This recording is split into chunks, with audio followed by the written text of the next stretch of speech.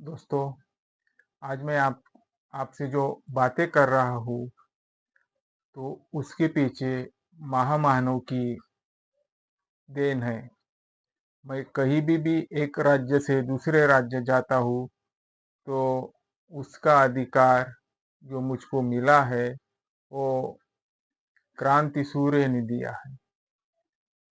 अगर मैं किसी के साथ डिबेट कहूँ, देखूँ, बोलूँ, तो उसके भी पीछे बोधिसत्व ने हमें दिया है, जो 6 दिसंबर 1956 को शायद ये कुछ राइट्स इसका कुछ आधार स्तंभ निकल चुका था।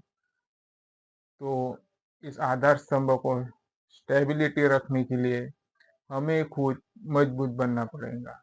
हम आपसे रिक्वेस्ट करते हैं, अगर आप इस वीडियो को स्किप ना करें, कंटिन्यूस देखे रहे, और हो सके तो कुछ ऐसी आपको सोच मिल जाए जिससे आपका ही जीवन बदल जाए, जो कि एक अच्छी राह पे ले जाए।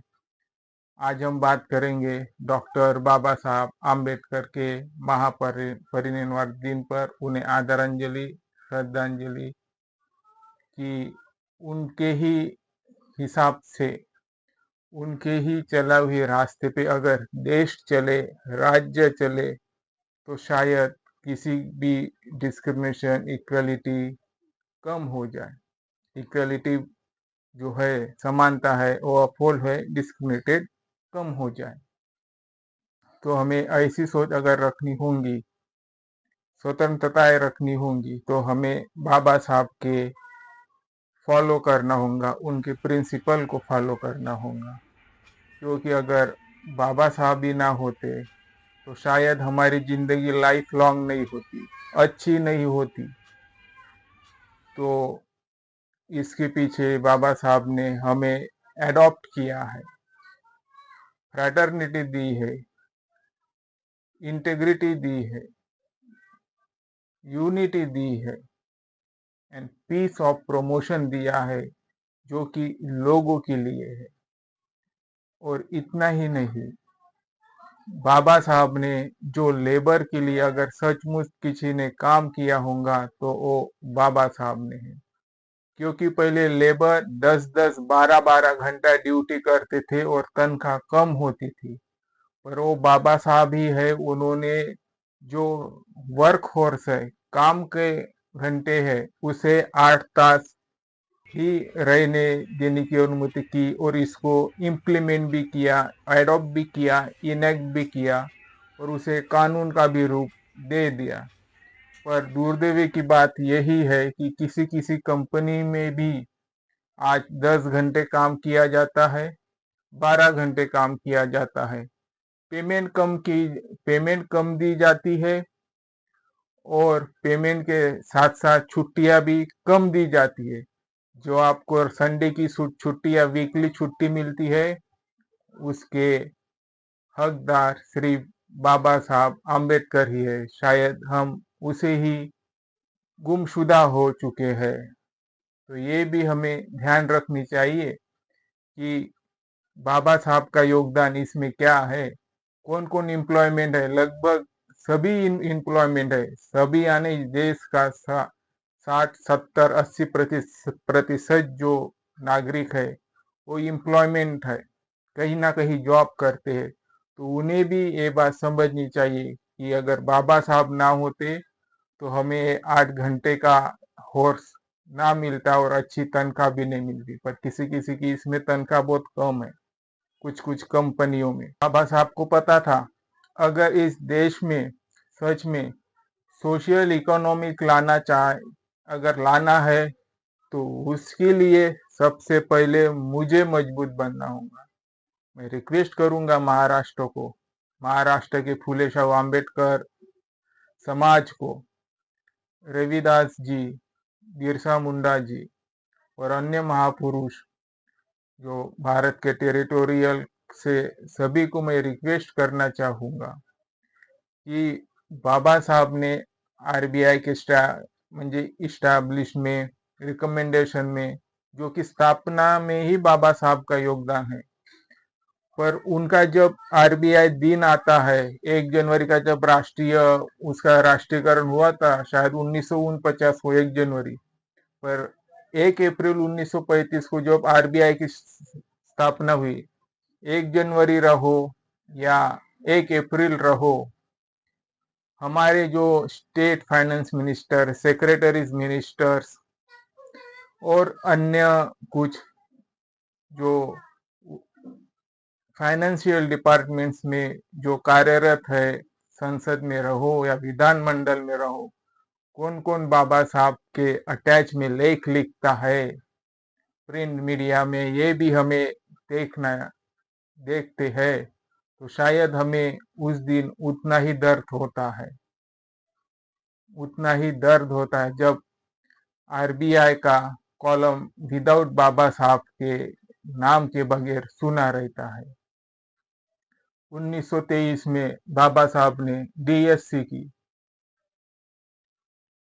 इकोनॉमिक्स में, लंदन स्कूल ऑफ इकोनॉमिक्स में, उन्होंने अपनी एक जो प्रॉब्लम ऑफ रुपीज लिखा, और उसका बेस था इट्स ओरिजिन इट्स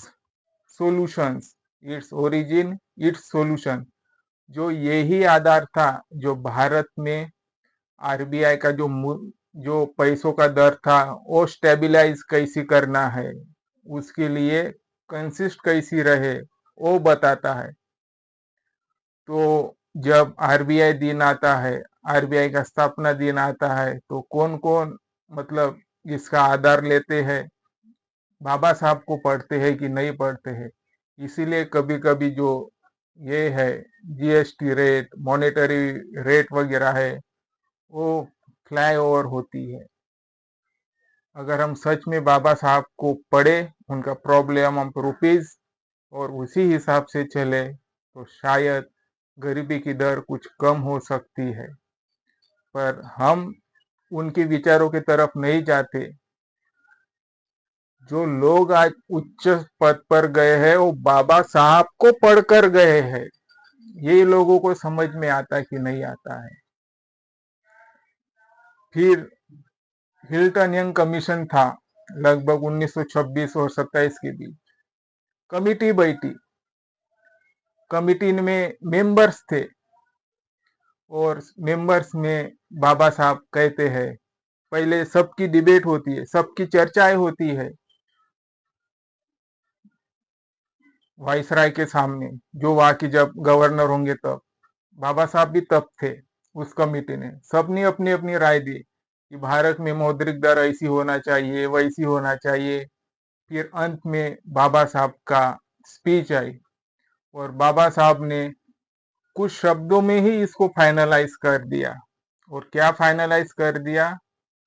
ऑनरेबल, मान सम्मान देते थे वो, जो पीठासीन अधिकारी थे। और वो क्या कहते थे बाबा साहब? ऑनर, माननीय, कि जो इन सभी ने जो अपनी अपनी राय दी है कि भारत में मौद्रिक दर कैसी हो आरबीआई का, उसका लेखक ही मैं हूं, उसका ऑथर ही मैं हूं। तो उस आदमी की सोच क्या होती होंगी? उनकी पूरी डिग्रियां ओरिजिनल है, वो एक व्यक्तिमत्व है। पर शायद उन्होंने इतनी डिस्क्रिमिनेशन झेली कि उन्हें कभी कभार अपमान भी सहना पड़ा। ये तो बहुत कम चीज है। अगर हम प्राचीन काल में जाए तो हम बातें करें तो जीभ काट ली जाती थी, कुछ आवाज उठाए तो आवाज को दबा दिया जाता था। अगर किसी गली से जाए तो शायद पैरों को इंजर्ड कर दिया जाता था। पर शायद आज मैं जहां भी जाता हूं उसके पीछे बाबा साहब है, बाबा साहब है। अगर सच में आपको आपके बच्चों को अच्छी राह दिखानी है, भले ही पैसा कम मिले, बहुत पैसों से, ईगो से शरीर इंजर्ड होता है, ज्यादा शौक ज्यादा लगते हैं, इसलिए कंसिस्ट रहे। बुद्ध यानी इस धम्मा में वही कहा जाता है, ज्यादा उटपटांग ना करे, कंसिस्ट रहे।